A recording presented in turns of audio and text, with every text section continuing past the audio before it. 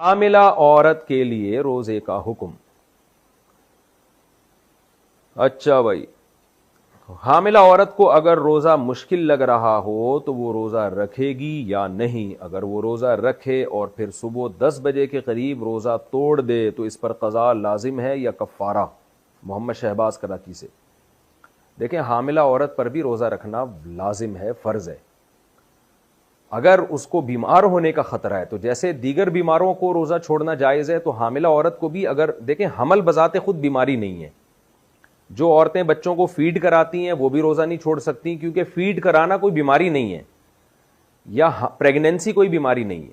ہاں, پریگنینسی میں کسی خاص خاتون کو یہ خطرہ ہو کہ میں نے روزہ رکھا تو بیمار ہو جاؤں گی, غالب گمان ہو, صرف وہم نہ ہو, یا کوئی خاتون فیڈ کرا رہی ہیں ان کو غالب گمان ہو کہ مجھے چکر آئیں گے اور میں بیمار ہونے کا خطرہ ہے, یا چکر آتی ہیں اتنی کمزوری سے گرنے کا خطرہ ہو جاتا ہے ان کو, تو واقعی ایسا خطرہ ہو, یا خود کو تو یہ خطرہ نہ ہو لیکن فیڈ کرانے والی عورت کو یہ خطرہ ہو کہ میں نے اگر روزہ رکھا تو میں فیڈ ہی نہیں کرا سکتی, دودھ ہی نہیں اترے گا سینے میں, جس سے بچے کا نقصان ہو جائے گا, تو اس کنڈیشن میں تو فیڈ کرانے والی عورت روزہ چھوڑ سکتی ہے. اسی طرح پریگنینسی والی خاتون اس کنڈیشن میں تو روزہ چھوڑ سکتی ہیں.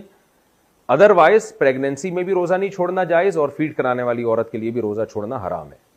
تو اگر یہ خاتون یہ سمجھتی ہیں, خود نہیں سمجھیں بلکہ ڈاکٹروں سے مشورہ کر لیں, اور ایک ڈاکٹر سے نہیں 2-3 ڈاکٹروں سے, اور پھر اپنی رائے قائم کریں کہ اگر ان کو واقعی روزہ رکھنے میں اتنی ویکنیس ہو جاتی ہے کہ ان کے لیے روزہ گزارنا مشکل تو سبھی کے لیے ہوتا ہے, یعنی روزہ گزارنے میں بیمار ہونے کا خطرہ ہے ان کو, تو پھر یہ روزہ چھوڑ سکتی ہیں. یا پریگنینسی میں روزہ رکھنے کے بعد طبیعت خراب ہو گئی ہے اور روزہ توڑنا پڑ رہا ہے طبیعت خراب ہونے کی وجہ سے, تو پھر روزہ توڑ سکتی ہیں یہ.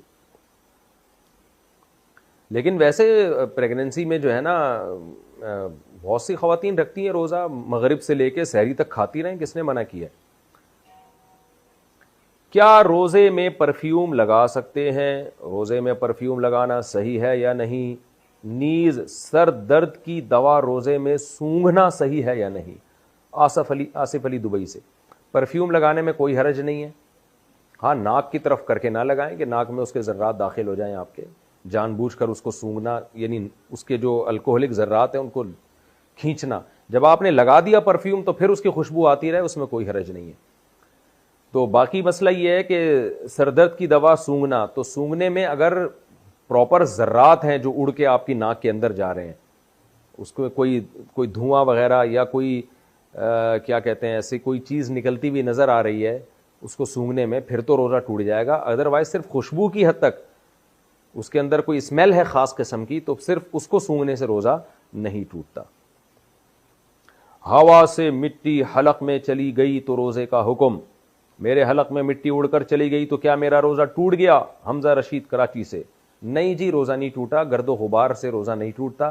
ہاں, گرد و غبار میں جائیں آپ باقاعدہ اس کو اس نیت سے سونگھیں کہ میرے حلق میں مٹی جائے, تو پھر روزہ ٹوٹ جائے گا. خود سے جو مٹی جا رہی ہے چلنے پھرنے میں, تو ان سے روزہ نہیں ٹوٹتا.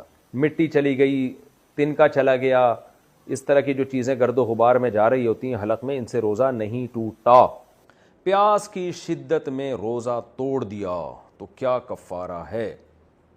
15 سال کا بچہ ہے, اس کا روزہ تھا, دیکھیں 15 سال کا بچہ نہیں ہوتا, یہ ذہن میں رکھیں.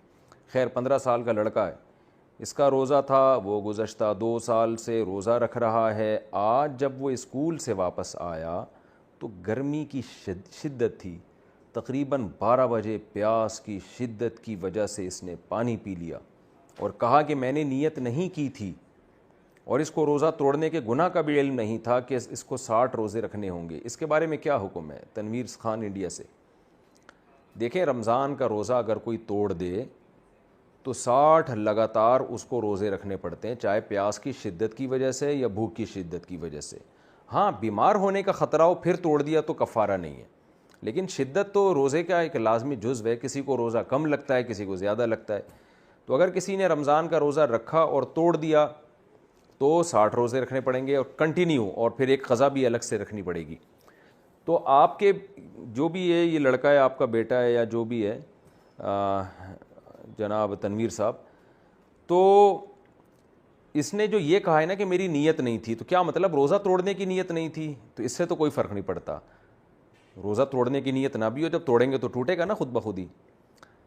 اور اگر ان کا مقصد یہ کہ میں نے روزے کی نیت ہی نہیں کی تھی 12 بجے تک، تو دیکھیں رمضان میں نا جب آپ صبح سحری میں اٹھے، سحری کی، تو یہ نیت ہی کے قائم مقام ہوتا ہے، یہ اس کی علامت ہوتی ہے کہ آپ کی نیت ہے. تو اگر رمضان میں کوئی پراپر یہ نیت کرتا ہے نا کہ میری نیت نہیں ہے، تو پھر تو یہ سمجھا جائے گا کہ روزہ نہیں ہے، ورنہ تو روزے کی نیت تو ہوتی ہے مسلمانوں کی، صبح اٹھنا اس کی علامت ہے کہ روزہ تھا اس کا. تو اگر واقعی اس نے نیت نہیں کی تھی، یعنی اس کا ارادہ تھا کہ آج میرا روزہ نہیں ہے، اور کنفیوز تھا کہ میں آج روزہ رکھوں یا نہیں رکھوں، 12 بجے اس کو خیال ہوا کہ نہیں رکھتا آج میں، تو پھر تو یہ روزہ نہیں ہوگا. اور چونکہ روزہ اس کا ہوا ہی نہیں ہے تو روزہ توڑنا بھی نہیں کہلائے گا، کیونکہ جب روزے کی نیت ہی نہیں تھی تو روزہ کہاں سے ٹوٹے گا. لیکن اگر صبح انہوں نے سحری کی اس نیت کے ساتھ کہ جیسے آج سب کا روزہ ہے میرا بھی روزہ ہے، اور پھر 12 بجے یہ کہہ رہے ہیں میری نیت نہیں تھی، تو پھر اس کا اعتبار نہیں ہوگا. ایک دفعہ جب نیت کر کے کنٹینیو روزہ شروع کر دیں تو پھر نیت تبدیل کرنے کا آپ کے پاس حق نہیں ہے. تو خلاصہ یہ نکلا کہ اگر ان کی واقعی اس دن روزہ رکھنے کی نیت نہیں تھی اور انہوں نے اس نیت کو ڈیلے کیا، انہوں نے کہا بعد میں سوچوں گا کہ آج رکھنا ہے یا نہیں رکھنا، تو پھر تو روزہ جو انہوں نے توڑا ہے تو یہ توڑنا کہلائے گا ہی نہیں، کیونکہ روزہ ابھی انہوں نے نیت ہی نہیں کی تھی، تو شروع ہی نہیں ہوا تو ٹوٹا کہاں سے، تو پھر تو کفارہ نہیں ہے. ہاں رمضان کا روزہ چھوڑنے کا کبیرہ گناہ بہرحال ہوگا کہ روزہ رکھا کیوں نہیں انہوں نے. لیکن اگر یہ پراپر نیت صبح ہوتی ہے جیسے عام طور پر، اسی طرح یہ نارملی نیت ان کی بھی تھی اور روزہ رکھ لیا تھا، پھر بعد میں اگر یہ توڑتے ہیں تو پھر اس لفظ کا اعتبار نہیں کہ میری نیت نہیں تھی. تو وہ جب ایک دفعہ روزہ شروع ہو جائے اور آپ نیت کے ساتھ یعنی شروع ہو جائے تو پھر وہ روزہ کمپلیٹ کرنا لازم ہے. اور یہ مسئلہ کہ ان کو علم نہیں تھا کہ روزہ توڑنے کا گناہ ہوتا ہے، 60 روزوں کا کفارہ لازم ہوتا ہے، تو دیکھیں مسئلے سے کا علم نہ ہونا یہ شریعت میں معتبر نہیں ہے. ایک آدمی کھڑے کھڑے بیوی کو 3 دفعہ طلاق کہہ دیتا ہے اور کہتا ہے مجھے پتہ ہی نہیں تھا کہ 3 طلاقوں سے طلاق ہو جاتی ہے. تو بھئی آپ کو پتہ ہونا چاہیے نا، آپ جب مسلم گھرانے میں پیدا ہوئے ہیں، آپ دارالاسلام میں رہتے ہیں، تو آپ کو یہ پتہ ہونا چاہیے. یا ایسی جگہ پہ رہتے ہیں جہاں مسلمان رہتے ہیں تو آپ کو یہ پہلے سے سیکھنا چاہیے کہ نکاح کیسے ہوتا ہے، طلاق کیسے ہوتی ہے، نماز ٹوٹتی کیسے. ایک آدمی نماز پڑھ رہا ہے اور نماز میں وہ بیت الخلاء سے گھوم کے آ گیا اور پھر وہیں سے کھڑا ہو گیا، وہیں پہ جہاں سے چھوڑی تھی کنٹینیو کی. اب اس کو کہہ رہے ہیں بھائی نماز ٹوٹ جاتی، کہہ رہے ہو مجھے تو پتہ ہی نہیں تھا ایسے نماز ٹوٹ جاتی ہے. تو علم نہ ہونا، جہالت ہونا، شرعی مسئلے سے علم نہ ہونا، یہ کوئی شرعی عذر نہیں ہے. تو اگر آپ کے بیٹے یہ جو 15 سال کا لڑکا ہے اس کو معلوم نہیں تھا کہ روزہ توڑنے سے 60 روزے لازم ہوتے ہیں، تو بھی 60 روزے ہی لازم ہوں گے. وہ ان پر لازم تھا کہ یہ پہلے معلوم کروائیں کہ روزہ توڑنے کا شریعت میں کفارہ کیا ہے، گناہ کیا ہے.